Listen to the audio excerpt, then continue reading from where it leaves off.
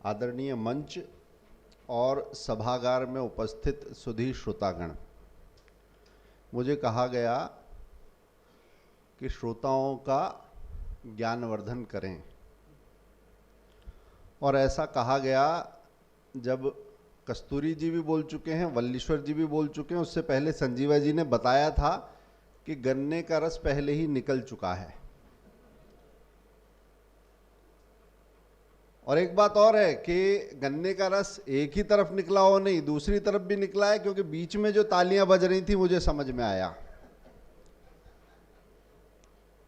और उसके साथ मुझे आयुष जी ने एक बात बोली कि हितेश जी, ये हैदराबाद है, अगर बीच में ताली बजे तो समझ लीजिएगा कि अच्छा लग रहा है, वैसे आधा घंटा बोलना है, ताली बजे तो 1 घंटा बोलना है।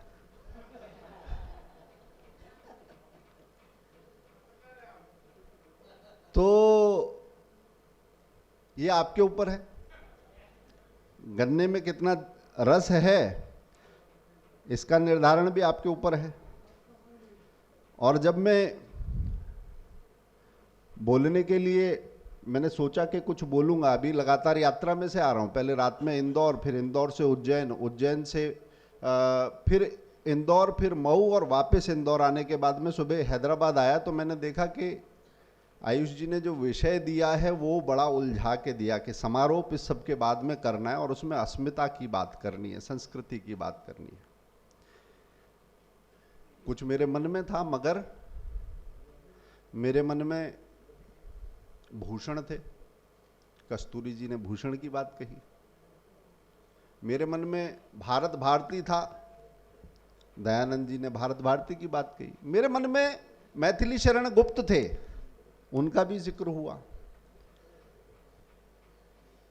मेरे मन में क्या क्या था और क्या क्या का जिक्र नहीं हुआ, उसमें से बचते बचाते जो कुछ मेरे पास बच गया होगा या मेरे मन में आया होगा वो मैं आपसे साझा करूंगा। पहली बात है कि अस्मिता के जागरण में जब हम साहित्य के अवदान की बात करते हैं, समय कम है, अन्य माध्यमों की बात में कम करते हुए साहित्य के अवदान पर फोकस करूंगा, समय थोड़ा सा कम है। तो पहला प्रश्न ये आता है कि अस्मिता से हम अर्थ क्या लें, अस्मिता क्या है, कहां से ये आती है, इसकी पूंजी क्या है। तो मुझे लगता है कि यदि संस्कृति है तो उसके लिए जो भाव है उसका रक्षण का भाव है, संस्कृति से आता है अस्मिता का भाव। और संस्कृति कैसे है? संस्कार है तो संस्कृति है, संस्कृति है तो अस्मिता है। और जब संस्कार की बात आती है तो मुझे लगता है ये केवल शब्द नहीं है, क्योंकि अगर केवल शब्द होता तो ऐसा शब्द आपको अंग्रेजी में भी मिल जाता। वो संस्कारा लिखते हैं, मगर संस्कार के लिए क्या शब्द हो वो नहीं आता। और वो क्यों नहीं आता? 2 फिल्मों की बात करते हैं, एक गीत की, शेर का मैंने सोचा था तो शेर भी आ गया था यहां पर, तो मैं दूसरी बात करता हूं। एक तो फिल्म थी जिंदगी न मिलेगी दोबारा। तो जो लोग ये मानते हैं कि जिंदगी दोबारा नहीं मिलनी है और जो है यहीं निपटा के जाना है, वो बाकियों की चिंता नहीं करते, इसको अपने तरीके से जीते हैं। और एक है कि फिर यहीं लौट के आना होगा।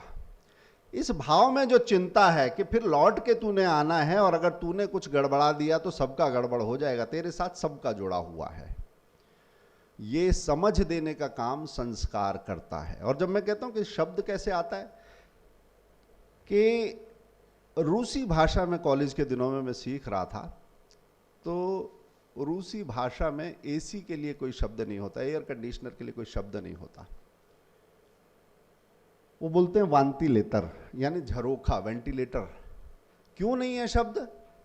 क्योंकि जहां पर इतनी ठंड है वहां एसी की कल्पना, उसकी आवश्यकता कभी थी ही नहीं, इसलिए शब्द आया ही नहीं।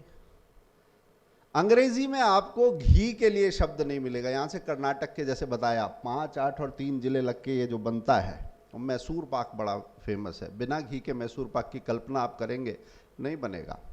अब मैसूर पाक में घी पड़ता है, इसको आप अंग्रेजी में बताएंगे तो घी के लिए शब्द नहीं है, वो बोलेंगे बटर ऑयल, मक्खन का तेल।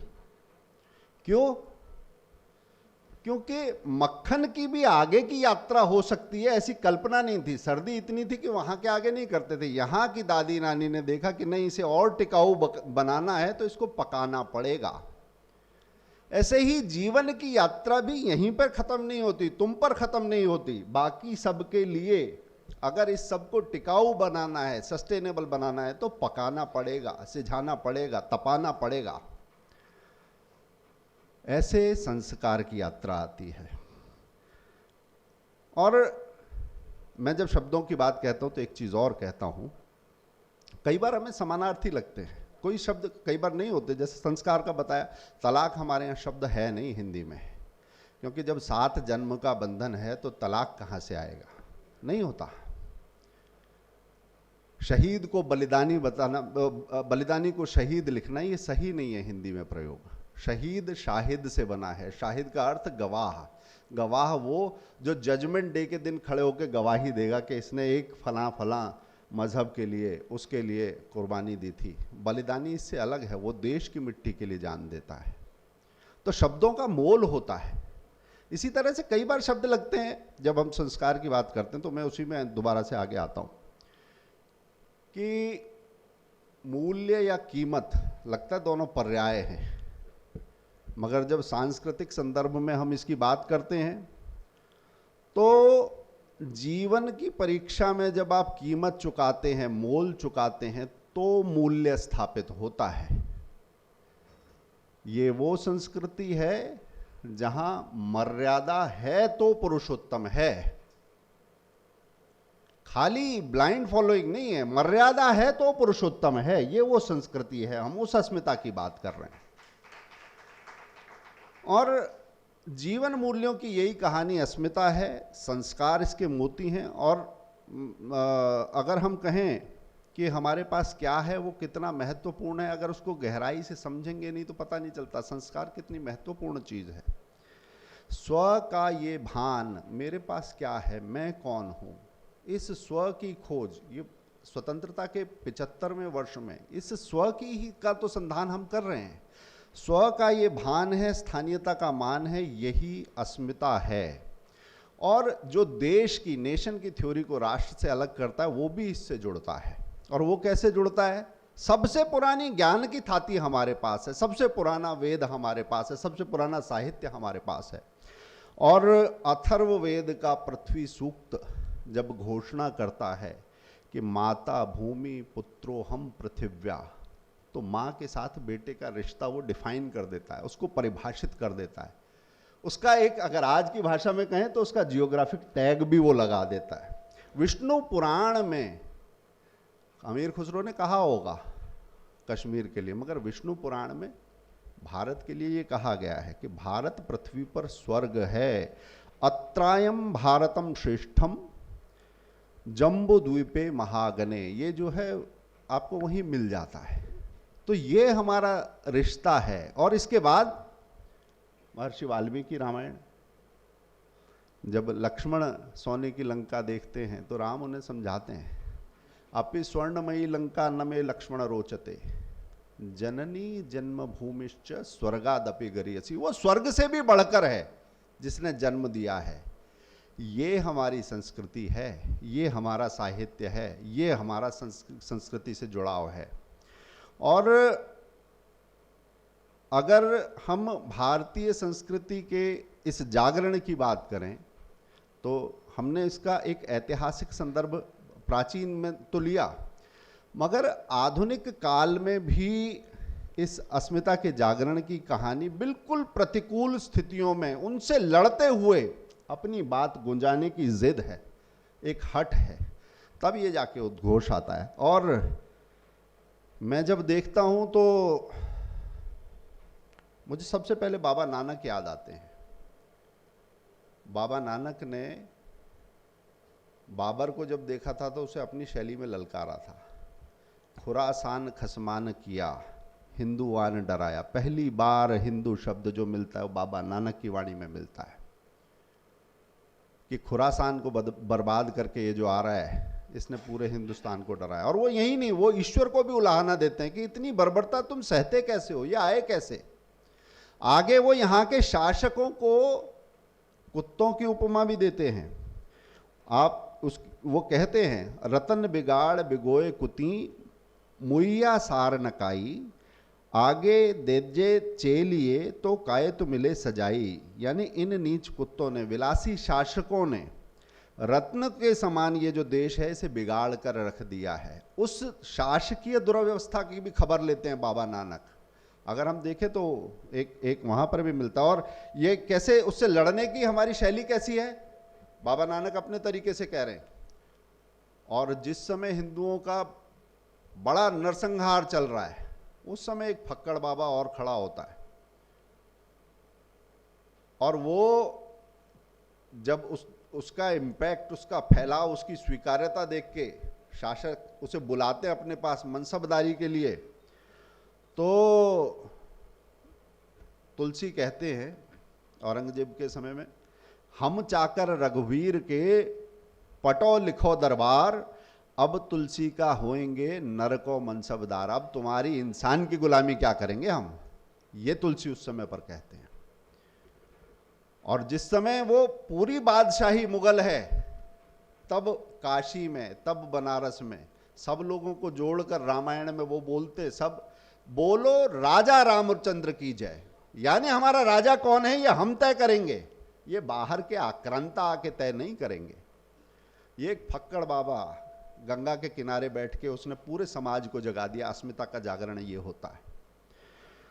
और रीतिकाल का बहुत सुंदर वो उल्लेख है। मैं जिस पश्चिमी उत्तर प्रदेश से आता हूँ, मैं भूषण के कवित्व के भी निकट हूँ और उसके भूगोल के भी निकट हूँ। और इंद्र जिमि जंभ पर बाड़व सुअंभ पर, रावण सदंभ पर रघुकुल राज है, पौन बारे बाह पर शंभुरति नाह पर, ज्यों सहस्र बाह पर राम द्विजराज है, दावा द्रुम दंड पर चीता मृग झुंड पर, भूषण वितुंड पर जैसे मृग राज है, तेज तम अंश पर कान जिमि कंस पर, त्यों मलेच्छ वंश पर शेर शिवराज है। वो जब बात कहते हैं तो जिसे हम बुंदेलखंड कहते हैं, वो शिवाजी और छत्रसाल का अंतर नहीं रहता, पूरी धरती।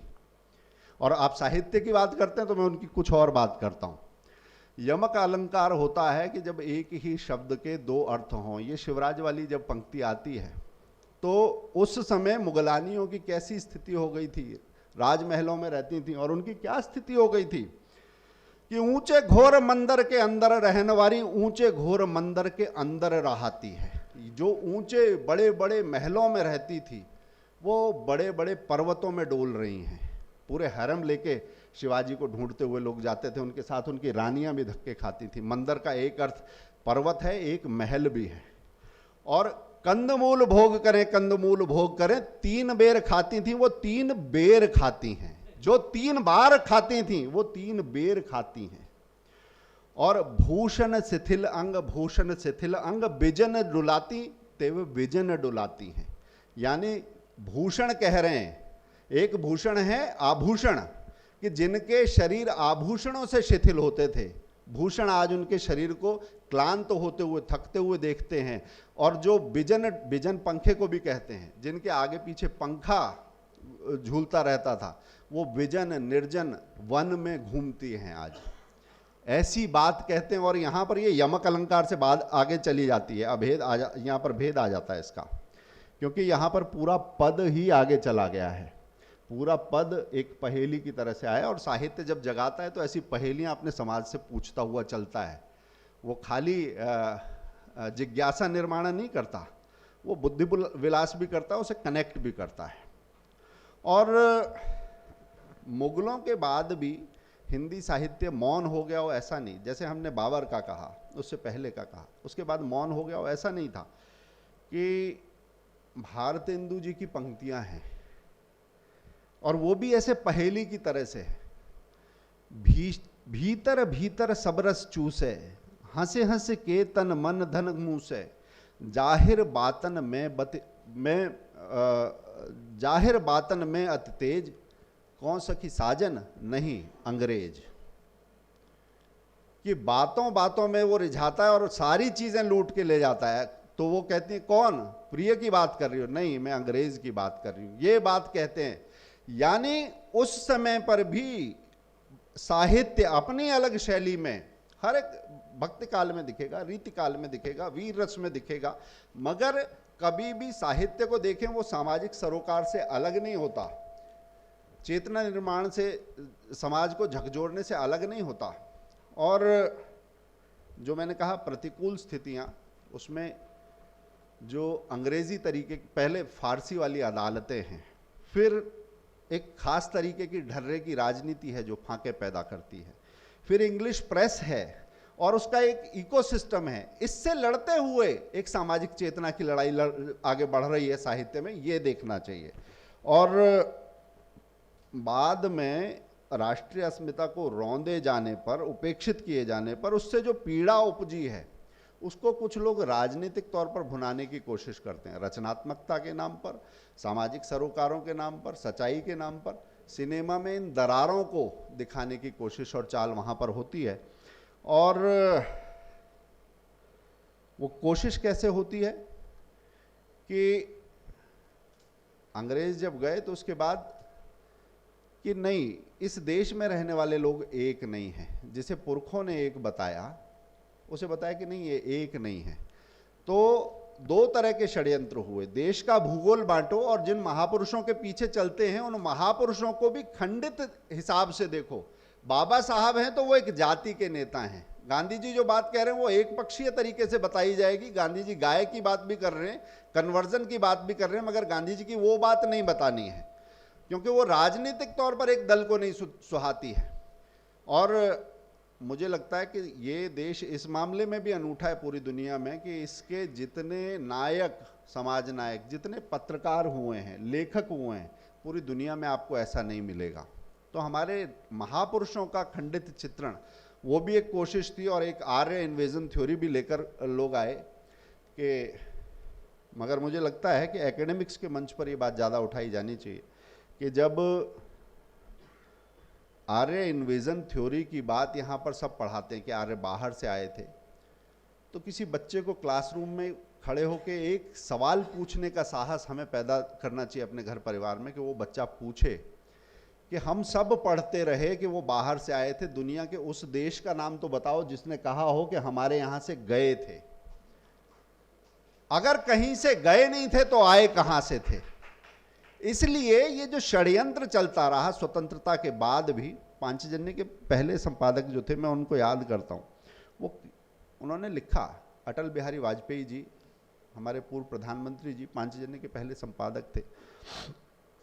उन्होंने इस आज़ादी को अधूरा कहा कि अभी बहुत काम किया जाना बाकी है, सबको जोड़ना बाकी है। 15 अगस्त का दिन कहता आज़ादी अभी अधूरी है, सपने सच होने बाकी हैं, रावी की शपथ न पूरी है। जिनकी लाशों पर पग धरकर आज़ादी भारत में आई, वे अब तक हैं खाना बदोश, गम की काली बदली छाई। कलकत्ते के फुटपाथों पर जो आंधी पानी सहते हैं, उनसे पूछो 15 अगस्त के बारे में क्या कहते हैं। हिंदू के नाते उनका दुख सुनते यदि तुम्हें लाज आती, तो सीमा के उस पार चलो, सभ्यता जहां कुचली जाती। इंसान जहां बेचा जाता, ईमान खरीदा जाता है, इस्लाम सिसकियां भरता है, डॉलर मन में मुस्काता है। भूखों को गोली, नंगों को हथियार पहनाए जाते हैं, सूखे कंठों से जेहादी नारे लगवाए जाते हैं। लाहौर, कराची, ढाका पर मातम की है काली छाया, पख्तूनों पर, गिलगित पर गमगीन गुलामी का साया।